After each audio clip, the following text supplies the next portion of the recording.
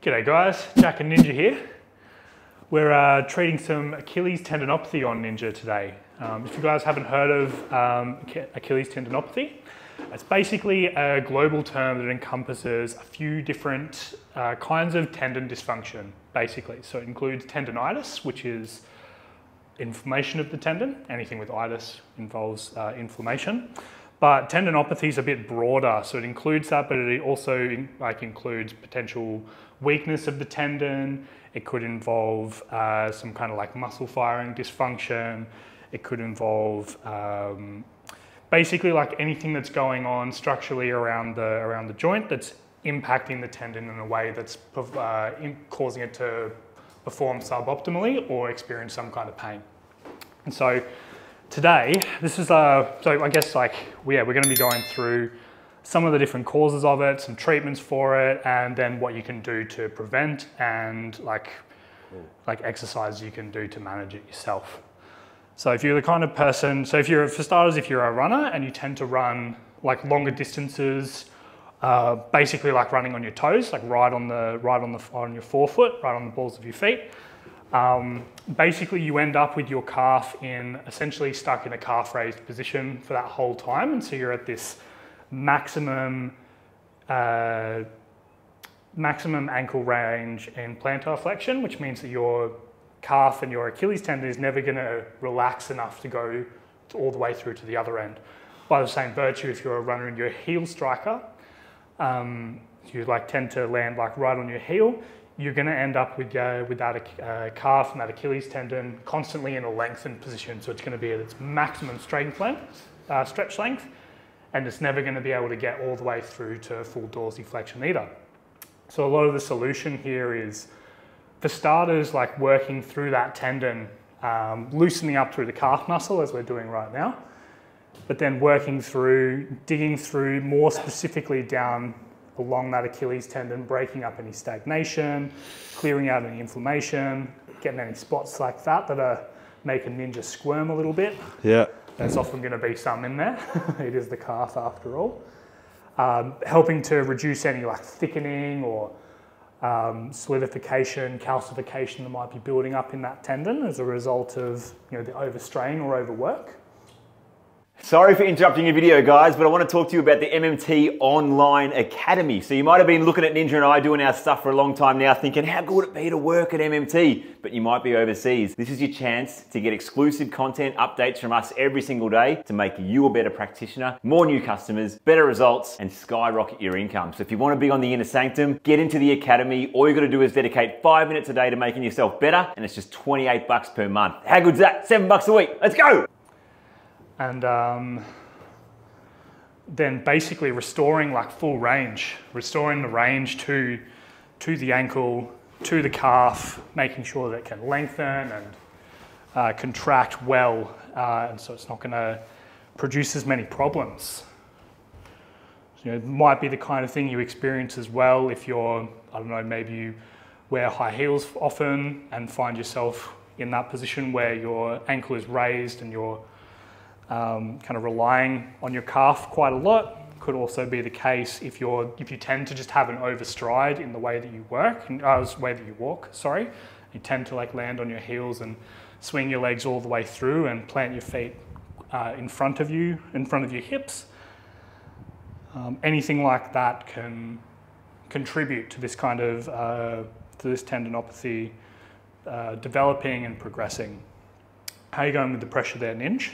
Yeah, good, man. Definitely some spots in there, so... Getting pretty spicy? Yeah, it's getting better as you work it. Clearing it out as you go. Amazing. So, as I said before, we're starting by opening up through the whole calf, because all the muscles in the calf converge into the Achilles tendon. It's like a common insertion point for all of these nice strong muscles on the back of the lower leg to come together in. And so now that we've got that nice and open, what we're going to do is we're going to actually work really directly on this tendon itself. So really specifically on this lower part here. We might chase some things up if we find them, but we're really going to focus on this connection point at the calcaneus and really digging into the Achilles tendon. So I can feel a couple of little gristly bits in there, just around the top of the heel bone, top of the calcaneus. And I'm going to dig my thumb in and really focus on stretching through that Achilles tendon. So one of the things that can happen down here in Achilles tendinopathy is a real thickening of the Achilles tendon. Can actually feel like parts of it getting really bunched up, really well, thick, really. And so anywhere that I find that, I might also do these little, maintaining my pressure, do these little pushing movements, helping to break that up, open that fascia out, rehydrate those tissues, rehydrate those tendons, give them a bit of love, you know, get the nutrients back in there, get the nerve stimulation back in there, make sure they're nice and clean. Focusing on that first principle of cleaning first, making sure that there's a good foundation in this quite foundational structure, actually, from which to, you know, kind of build the strength back in and getting rid of blocks, isn't it? Scar tissues and yeah, get rid of all that scarring, all that kind of stuff. get the freedom back in the lower limb. Yeah. The length, Yep. length or whatever back. Exactly. So it can squish and it can stretch. Yep. Squish and stretch. Squish and stretch. That's the combination. It's as complex as it gets, really, isn't it? Yep. You got to be able to stretch and you got to be able to squish. Yeah. All right. So that's basically what we would do to start off with, reducing some thickening in that Achilles tendon. So if there was anything there, I'd probably obviously spend a little bit longer. I might get an elbow into it as well to really work some of that out, maybe even from the top, pushing down and digging around that calcaneus for any bits that feel, you know, spiky or gristly or like there's a bit of build-up, because that can also contribute to tearing in the Achilles and other different things going on. So another place that I'll go, and if you guys have watched any of the other videos that we've done on the lower leg recently, or any of our other running related videos, running injury related videos, you'll probably recognize a lot of the things that we're doing. So I'm going to go into, I'm just using this leg to demonstrate because it's a little bit better for the lighting and stuff, but I'm going to go into Ninja's tibialis posterior now. So this is one of those muscles you often see associated with shin splints, but because it has that similar connection into the Achilles tendon, into the calcaneus, into this posterior aspect of the ankle, it can also be involved in Achilles tendinopathy. And so I'm just working my way up through there, getting along the posterior edge of Ninja's tibia. You know, and these are some pretty foundational, pretty fundamental places to treat with like all kinds of issues with the lower limb, really. You know, we kind of keep coming back to them because they're involved with so many movements. They're really essential to proper function of the lower limb and the joints in the lower limb. And they can always, you know, use a little bit of love. There's some good spots in there for Ninja as well, by the sounds of things. Yeah. And yeah, this is one of those movements, this is one of those muscles that does a lot of this, helps really pull that foot into plantar flexion, and so yeah, it can get pretty tight if you're stuck in that kind of position a lot, or it tend to favour that sort of position. Now I'm also, because we're working on getting this whole structure working really well, and if we're, you know, kind of stuck here, or there is anything going on in the Achilles tendon, as with a lot of joints and a lot of kinds of dysfunction, there's often a flow up and a flow down effect. So we're going to be loosening up through the other muscles and the other joints in Ninja's foot as well, to help address this tendinopathy up here, because we want everything to be moving well. We want to be nice and clean through all of here, all of the plantar fascia, all of those small intrinsic metatarsal muscles. We're really digging through, opening up through that plantar fascia, and then we're going to do a bit of a clean out through the arches of Ninja's foot, and also between some of those metatarsals and along This is probably going to be pretty spicy for you, Ninja. Sorry about that. Yeah. As an avid sprinter, as an avid barefoot enthusiast, you know, our feet are doing what they're designed to do. They're getting a lot of work, and so they're working pretty hard, and it's always you know, best to oil the chain regularly rather than having to scrape the rust off. That's right. Sounds like there might be a little bit of rust in there. But yeah, what I'm aiming for here is I'm really aiming for, you know, in these plantar surfaces, kind of directing my pressure between the metatarsal bones. So they're those, I'll just bring this up here. So they're these bones that come up through here above each of your toes that connect your toes into your ankle, basically. They're the bones that give the structure to your foot. Sorry, Ninja. Right. Yeah, they're those bones that gives the structure to your foot. And as such, there's a lot of joints involved with those. So, you know, there's, I think about, is there 7 or 8 different ankle bones? And then you've got the five bones of the metatarsals all coming up to connect with that. So, you know, there's well over 10 or 15 joints in the foot. I should probably revise myself on exactly how many. You might be able to tell me that. I think it's 30. 30 joints. Significantly more than 10. Yeah, there's a lot. 30 joints in here. And with so many joints, you know, that's where we get a lot of that explosive power from, particularly when we're sprinting, but it's also where we get a lot of those subtle movements that allow us to have a really strong foundation, that allow our foot to support our body, particularly so far above the earth, and help like support our center of gravity. And also to, you know, just like function well and move well and provide a lot of those like subtle movements that mean that they're not straining our knees and our hips and our ankles and our backs to, you know, create these other movements as forms of compensation. So we're going to clean out through there, and then we're going to do a little bit of clean out through the top as well. So I like to, particularly in Achilles tendinopathy, I find I'm not, you know, I'm not going to only do this, but this is certainly one that is, I see very, very commonly, is particularly this like 4th and 5th metatarsal, this line through here, tends to be pretty spicy. And interestingly, you know, like this is probably one of the joints that does the most work, because this is where a lot of that load gets distributed. When our biomechanics are working well, when our foot's functioning well, we're really like, you know, if we're sprinting, we're landing more directly on the balls of our foot. But when we're like, you know, when we're running well or walking well, we're landing a little bit more midfoot, a little bit more along the blade, and our heels just kissing the ground, only lightly, just like a little bit, just like a little touch, but that starts here and then rolls through where we push off with our big toe.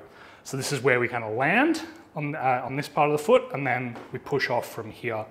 So interestingly, in a lot of people who have Achilles tendinopathy, this joint is really, really sore, and there's a lot of soreness particularly in the dorsal 4th and 5th metatarsal area. So we're just cleaning out through there. There you go. Even for Ninja. It's pretty spicy, not going to lie. There's a lot of tendons through here. It's typically not the most pleasant place to have worked in, but even a little bit of work here, you know, might even be one that you want to do on yourself if you've got a little bit of foot pain or a little bit of Achilles pain or anything like that. This is one that often provides a dramatic amount of relief really, really quickly. You know, and you don't have to push very hard to get that. You just need to find some of those spots and sit with them. You know, sit into them, push into them, let your foot show you where to go. Because you'll know all about it when you land on them, that's for sure. All right. And so I would just keep, you know, if I was treating Ninja for a full session, I would, you know, go through all of these areas a little bit more deeply. I might do a little bit of immobilization, might do some, you know, some twisting and some cracking and some, mobilizing through his ankle and that kind of stuff. But for now, that's kind of the basics of getting some treatment and how we start to have a look at Achilles tendinopathy. And next, of course, comes exercise. So I'll get you to sit up on the table, Ninj. And like I said before, if you have been following along with some of these running or like lower limb related videos, you've probably seen quite a few of these before. But the first one, particularly since, like a lot of the time it's more of an overload on the calf than it is an underload, more than it is a weakness, we're going to start by getting a bit of strength through the front, the anterior compartment of the lower limb. So what I'm going to get you to do, Ninj, is just keep your heels planted on the ground and then pick your toes up as high as you can go. And then relax them back down, but like slow and controlled, right? You don't want to just drop them and flop them down. So bring them up and then slow and controlled down. Nice, really, really good. And so you're going to go for about 10 of those. Take a little break if you need it, or you can go all the way up to 30 in a single set. And so this is going to start to activate through the perineals, through the tibialis anterior, through that anterior compartment of the lower limb, which is going to help to redistribute the strength, redistribute the healthy tension, so that it's not all reliant on the calf. And so it's actually, if you have a look at what's happening on the calf from this position, as Ninja comes up, that calf's actually going into a stretch. So the activation's coming from the front, but this calf is lengthening out. That Achilles tendon is lengthening back out. So we're getting a bit more mobility through there, realistically. And then of course, if you stand up from there, please, Ninj. The next progression of this exercise is you can do the same thing, but standing. So yeah, focusing on keeping that. Yeah, and then back down. And this is a good balancing exercise as well, because you're redistributing your center of gravity. Yeah. Yeah. So you want to be able to like maintain and go back down, going up and down. That's really, really good, man. And so yeah, if you're also another like way that this might develop as well is if you're the kind of person who tends to have their center of gravity forward a bit, and so you tend to either lean with your hips a bit forward and your weight more on your toes. Again, that's going to be putting strain on your lower limb. You probably won't feel it in your day-to-day, but essentially you're kind of stuck like this because your center of gravity is forward, and so your calf is, even though it's in a lengthened position there, it's having to activate to hold your body back against falling forward. And you're going to have similar issues if you're kind of really forward, where the front of your hip is working, where the front of your legs is working a lot harder. Can't even really put myself into that position very comfortably, to be honest. But if your posture tends to be more like this, then you're going to have a bit of the opposite issue, where the calves are not working as well as they should. All of the strength is coming from the front. Other ones that are really, really good for this are you want to make sure that there's a nice amount of mobility in the ankle and in the lower limb. So you can do these ones where you're using your hands to rotate the lower leg as you shift forward and back. And I'll just turn to my side so you can see this. And so you're focusing on flattening and then raising through the arch. So you're watching this arch here. So you want to flatten down and then come back, pop up. Keeping this tripod of connection between the big toe, little toe, and the heel of your foot. And that's just going to encourage a bit of mobility through there. And you're also getting through technically plantar flexion and dorsiflexion, getting that movement through there, getting the ankle moving well, which is going to help support the Achilles tendon as well. And if you are a runner, or if you're, or anything like that, and you find this is impacting with your running, one of the things you might want to do to start slowly reintroducing or getting some of that, excuse me, about to sneeze. If something you've had to step away from for a little while because of an Achilles tendinopathy, one of the things you might want to do is start by just incorporating a walk. Oh, it's hot in here. Jesus Christ. Overheating a little bit. Start by reincorporating a walk where you'll maybe walk for 30 seconds to a minute. Oh, thanks, mate. Walk for 30 seconds to a minute and then run for 30 seconds to a minute at a nice slow pace, focusing on the mechanics of how your foot's working. So focusing on, kind of landing in this like kind of midfoot or toward more through this midfoot and then rolling through to push off with your big toe. It's more like this rather than like this or like this. So less of that, more of this. And that's all there is to it, guys. So if this is something you're experiencing, if you're suffering from Achilles tendinopathy or any kind or tendonitis or any kind of pain in your Achilles tendon in the back of or anything with the lower limb, whether you're a runner or just your average Joe, come on down and see us. We'll get you sorted out and we'll make sure that the temperature regulation is a little bit more on point. Thanks very much, guys. Thanks, Ninj. Thanks, Jack. Well done. Done.